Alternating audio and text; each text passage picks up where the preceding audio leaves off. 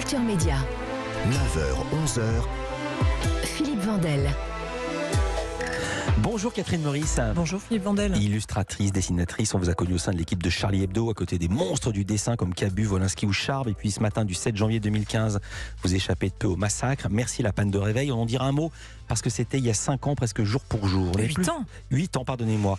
Vous n'avez plus fait de dessin de presse depuis cette date, mais vous n'avez cessé de publier, notamment La Légèreté, qui porte bien son titre. J'ajoute Les Grands Espaces, ou alors Scène de la vie hormonale. Là encore, quel titre. Et aussi un album dont vous étiez venu nous parler, La Jeune Femme et la Mère, somptueux album inspiré par vos voyages au Japon. Distinction aussi, je ne pouvais pas ne pas le dire, vous avez été élu à l'Académie des Beaux-Arts en 2020. Pour la première fois, la BD entrait à l'Institut de France. Et votre actualité, c'est une bande dessinée humaine, trop humaine. C'est chez Dargaud. Ça démarre par une double dédicace sur la page de garde, Nietzsche et Pierre Desproges. On voit un type qui arrive sur scène, il ressemble beaucoup à Nietzsche.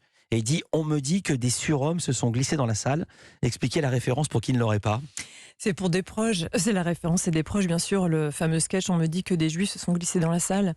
Et bien je joue avec ces références parce que Nietzsche a été les textes de Nietzsche ont ensuite été récupérés, réécrits par sa sœur après sa mort et ça plaisait pas mal aux nazis, donc il y a quelque chose qui a été rebricolé de façon posthume, mais ça c'est un petit extrait de 2 planches où je mets les philosophes en scène et ils font du stand-up. Donc Nietzsche c'est un peu Desproges, Freud est dans la peau de Coluche, Sartre et Beauvoir rejouent le sketch de Bedos. La drague. Exactement. Le fameux slow, le type colle la fille. Exactement. Tout ça pour dire qu'ils sont tous passés par l'école Bergson. Bergson a fait un ouvrage, le philosophe a fait un ouvrage sur l'humour. Donc ils sont passés par le Bergson Comedy Club. Le rire. Le rire. Le livre de Bergson. Enfin, c'est un ouvrage sur l'humour, mais le titre, c'est Le Rire, si vous le trouvez en librairie. Alors, il faut dire, c'est extrêmement profond, c'est extrêmement intelligent, c'est extrêmement étayé, mais c'est aussi très drôle. Des doubles pages qui sont parues mois après mois dans Philosophie Magazine. Vous étiez philosophe de formation, parce que vous avez fait des études, vous avez fait l'école Estienne. Ah oui, non, pas du tout philosophe de formation. J'ai fait de la philo en terminale, comme beaucoup d'étudiants. Comme moi. Exactement. Et non, j'ai fait des études de lettres et ensuite 2 écoles d'art, l'école Estienne et l'école des Arts Déco. Donc la philo, non, je suis pas du tout spécialiste, mais je travaille. C'est un livre humoristique, mais chaque sketch est fondé sur des textes. Je vais vraiment relire les textes pour trouver du gag. Alors, je sais pas comment vous avez lu Descartes, parce que ça commence très très fort. On est page 2, avec une passerelle que vous lancez entre Descartes, cogito ergo sum, et l'épilation du maillot, voire du sexe féminin tout entier en intégrale. Et il y a un viatique. Le viatique, c'est le trait d'union, c'est la cire. Racontez-nous. Mais dans ce livre, je traite de plusieurs philosophes. Chaque sketch, c'est donc un philosophe qui est abordé. Et pour les aborder, j'ai plusieurs portes d'entrée. Alors souvent, je vais aller chercher les citations les plus célèbres pour pas me perdre et pour pas perdre le lecteur non plus. Donc en effet, je pense donc je suis, etc. L'homme est un loup pour l'homme. On peut faire la liste de ces citations. Donc je vais essayer de les bricoler, de regarder ce qu'il y a derrière et trouver un gag. J'ai d'autres portes d'entrée. Ça peut être un souvenir. Ça peut être la biographie du philosophe. Ou un souvenir personnel. Mais les gens qui nous écoutent disent, mais alors, quel rapport avec l'épilation du maillot ? Eh bien, j'y arrive.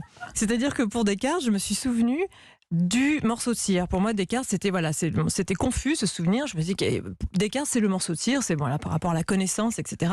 Moi, je connais pas cette parabole du morceau de cire. Eh bien, vous la comprenez en lisant cette bande dessinée. Je l'ai lu, mais je voulais que vous l'expliquiez, puisqu'on est à la radio et les gens n'ont pas encore lu le livre. Alors, je serais bien incapable de vous l'expliquer avec des mots savants, mais en tout cas, je me sers d'une scène nette féministe et féminine pour, en effet, évoquer ce concept de la connaissance selon Descartes. Et plutôt que de parler de ce morceau de cire, donc cette cire que l'on voit fondre, etc. Je vais immédiatement à l'Institut de beauté où je fais, pour moi, la cire, c'est la cire dépilatoire, quoi. Voilà. Parce qu'en fait, dans ce bouquin, il y a un biais. Il y a un personnage féminin qui se balade un peu dans toute la bande dessinée. Qui me ressemble vaguement, c'est pas vraiment moi, mais c'est le personnage qui est en couverture, exactement. Et je me sers de ce personnage pour aborder les philosophes qui sont souvent des hommes. Et la pensée, la philosophie, c'est une pensée masculine essentiellement. Et je me sers de ce personnage féminin pour raconter les philosophes et pour aussi les faire un petit peu descendre de leur piédestal. Donc le morceau de cire, l'Institut de beauté, la femme va me servir, tout ça va me servir à parler de Descartes et à la pensée de Descartes. Humain, trop humain, c'est Nietzsche. Et votre album s'appelle Catherine Meurice, Humaine, trop humaine. On marque une courte pause, on révise nos classiques et on revient en parler dans Culture Média. Tout de suite. 9h, 11h. Europe 1 Culture Média. Philippe Vandel. En compagnie de Catherine Meurice, Humaine, trop humaine, c'est votre nouvel album, son nouvel album, publié chez Dargaud. Il y a un surtitre, un petit sticker qu'on peut enlever. On ne naît pas philosophe, on le devient. Évidemment, on pense à Simone de Beauvoir, à qui vous faites un sort, ou plutôt à Sartre, à qui vous faites un sort. Donc je l'ai raconté, c'est des doubles pages, parues d'abord dans Philosophie Magazine, c'est ça, et puis vous les avez rassemblées, mises dans un certain ordre, et c'est souvent très très drôle. Exemple, grand écart, très puissant entre Sioran, l'auteur du mythique De l'inconvénient d'être né, et une future maman qui vient faire une échographie pour son bébé à venir, c'est le principe de l'échographie. Racontez le gag, Catherine Meurice. Eh bien, le futur bébé, le fœtus, c'est Sioran, et qui est en train déjà d'écrire son œuvre de l'inconvénient d'être né dans le ventre de sa mère. Donc sa mère voit son futur enfant à l'échographie et l'infirmière, la gynéco lui lit les textes déjà que son futur fils écrit, et donc c'est vraiment... Il y a de quoi tirer une balle, il dit, nous ne courons pas vers la mort, c'est du Sioran, nous ne courons pas vers la mort, nous fuyons la catastrophe de la naissance. Et voilà, et quand ça n'en on sait finit que pas. L'accouchement est dans la demi-heure, il se pose des questions, le petit d'ailleurs, Émile. Sa mère veut avorter, elle n'en peut plus, quoi. Ce livre est vraiment drôle de Sioran, c'est tragicomique, quoi. C'est vraiment marrant, et je crois que la bande dessinée, à mon avis, sert... c'est la bande dessinée humoristique, ou plutôt l'humour, c'est la meilleure façon d'avoir un regard sérieux sur notre condition humaine. Et c'est aussi une très bonne porte d'entrée pour qui n'a pas encore lu Sioran. Blaise Pascal, vous le faites écrire sur la manière dont on a le désir d'être aimé. Il avait écrit là-dessus. Mais là où c'est complètement dingue, c'est que ça fait sens avec les influenceurs, les influenceuses, les réseaux sociaux. Il écrit les pensées de Pascal, mais sur son portable, et on le voit qui se met à brailler « Yes, yes, yes, j'ai 1000 likes ». Ma question est simple, vous avez quel rapport avec les réseaux sociaux? Est-ce que vous y êtes présente ou pas du tout, Catherine Meurice? Je suis très peu présente, j'ai un rapport très, très raisonnable avec le... Vous êtes sur quoi? Je suis sur Instagram, et ça me convient parce que voilà, quand on est dessinateur, c'est facile de montrer des dessins, ça me permet de voir un peu ce que je fais en dehors des albums, de voir ce qu'il y a derrière les pages, je montre des croquis, etc. Voilà, donc puis ça me permet de voir aussi un peu où j'en suis. Et ouais. Mais pour Pascal, c'est marrant, j'ai récolté un peu toutes ces citations qui parlent de notre ego, et ça fait complètement écho au monde d'aujourd'hui, au monde actuel. Alors, vous ne refusez pas les blagues pourries? C'est ça qui est très intéressant. Par exemple, Emmanuel Kant, vous en faites un aficionado du karaoké. Je me suis dit, mais où est-ce qu'elle veut en venir? Mais en fait, il chante quand on n'a que l'amour. Ou alors quand la musique est bonne, ou quand t'es dans le désert depuis trop longtemps. Dit Kant, reviendras-tu? Oui, ouais. Mais oui, c'était un gros bosseur, Kant, vraiment un très très gros bosseur. Et plutôt que de faire 2 pages sur son œuvre, qui est quand même assez difficile à synthétiser, je me suis intéressée à sa biographie. Et je l'imagine se lâchant en karaoké après avoir écrit de manière très profonde et docte, mais bon, le karaoké ne parle que de lui quand même, parce qu'il est dans son nom est dans tous les titres des chansons. Évidemment. Alors, autre calembour bien pourri, comme je les aime, avec Sartre. Et puis, on est en 43. Il écrit ce qui va devenir L'être et le néant. Mais en fait, comme on lui coupe la lumière, ça devient L'être et le néon. Mais oui, parce que c'est pendant l'occupation, donc l'électricité a été coupée de temps en temps. Et donc il écrit, il allume le néon, il éteint, il allume, il éteint, il allume, il éteint, et à la fin ça donne L'être et le néon. Mais oui, moi j'ose les jeux de mots pourris, de temps en temps. Pas et moi j'aime. Alors je veux dire, j'apprécie, sinon j'en aurais pas parlé ici. Et aussi, il y a une réflexion bien plus profonde sur les rapports Sartre-Beauvoir. Et sur la place des femmes dans la philosophie, puisque vous êtes très sensible à cette cause. Et il y a une recension qui a été faite, je ne sais plus par qui, il y a seulement 3 femmes philosophes dans votre album, et c'est pas faute de l'avoir voulu, c'est faute de les avoir trouvées. Exactement, j'aborde Arendt, Beauvoir et Simone Veil. Et en effet, j'en parle peu parce que quand on est caricaturiste ou dessinateur humoristique, c'est plus facile évidemment de s'en prendre aux puissants. En l'occurrence, dans l'histoire de la philosophie, les hommes qui ont quand même marqué la pensée et la philo. Donc, je m'attaque un petit peu aux conquérants, aux dominants, quoi. Et les femmes, je les aborde, mais je me moque moins d'elles, même si elles sont tout à fait risibles aussi. Elles ne sont pas exemples de défauts, mais je vais presque chercher à plus mettre en valeur leur œuvre, parce qu'on a du temps à rattraper, quoi. Voilà, faut vraiment...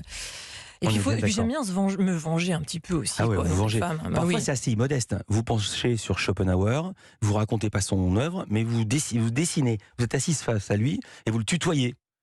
Je me suis dit, il faut oser quand même tutoyer Schopenhauer. Mais est-ce vraiment moi? C'est pas ça peut être la petite copine de Schopenhauer. Ouais. Quand vous êtes avec Heidegger, en revanche, vous lui dites vous. Oui, alors Heidegger, oui, ça dépend. Mais oui, ça pourrait être Ça vous avait échappé parce que vous n'avez pas dessiné au même moment. Non, c'est pas exactement. Et surtout, mais ça dépend de ce que je veux dire dans le gag. Est-ce que parfois le langage soutenu me sert plus que le langage familier, donc un vouvoiement va plus me servir qu'un tutoiement. Voilà, c'est des petits trucs, astuces. Graphiquement, vos dessins sont assez simples, on les connaît, c'est un trait minimaliste, à l'exception notable de la double page consacrée à Roland Barthes. Roland Barthes, c'est l'auteur de textes immenses qui ont fait date. Ça s'appelait Mythologie, mais ça existe toujours, on le trouve toujours partout. On est au salon de l'auto, on découvre la nouvelle Citroën, la DS19, qui avait fasciné les visiteurs, qui a fasciné Roland Barthes. Et là, elle est dessinée, mais de manière splendide. Donc là, vous vous êtes dit, waouh, je vais montrer tout ce que je sais faire. Et ça m'a beaucoup séduit. La voiture, elle est splendide. Je me suis accrochée parce que je déteste dessiner les voitures et les camions. Je ne sais pas faire. Et là, je crois que c'est la seule bagnole de l'album. Et je me suis dit, attention, en plus, une DS, c'est très beau à dessiner. Évidemment, c'est magnifique. Et ce qui est drôle dans ce texte de Barthes, c'est que quand on lit son texte, donc extrait de Mythologie, on a vraiment l'impression qu'il parle d'une femme quand il parle de la voiture. Donc tout de suite, mon imagination est allée du côté du salon de l'auto. Les formes, la douceur, il y a J'avais fait des reportages déjà au salon de l'auto quand j'étais reporter, dessinatrice pour Charlie Hebdo. Et j'étais rentrée avec des croquis de femmes qui se prélassent, qui se frottent aux voitures. C'est invraisemblable. Ouais. Et donc je me suis souvenu de ça pour faire le gag sur Juste un mot pour qui n'a pas connu le salon de l'auto dans les années 90. C'était pas des femmes qui se prélassaient. C'était des hôtesses qui étaient habillées en short et à qui on demandait de se frotter. Oui, Pas, elle le faisait pas par plaisir. Non, bien sûr, mais on est bien d'accord, c'est d'un machisme incroyable. Ouais. Vous restez avec nous, on n'a encore rien dit des 3 singes de la sagesse asiatique. Il y a encore 1000 choses qu'on a oubliées. Catherine Meurice reste avec nous, on va aussi parler de musique, on va aussi parler des Golden Globes. Culture Média continue.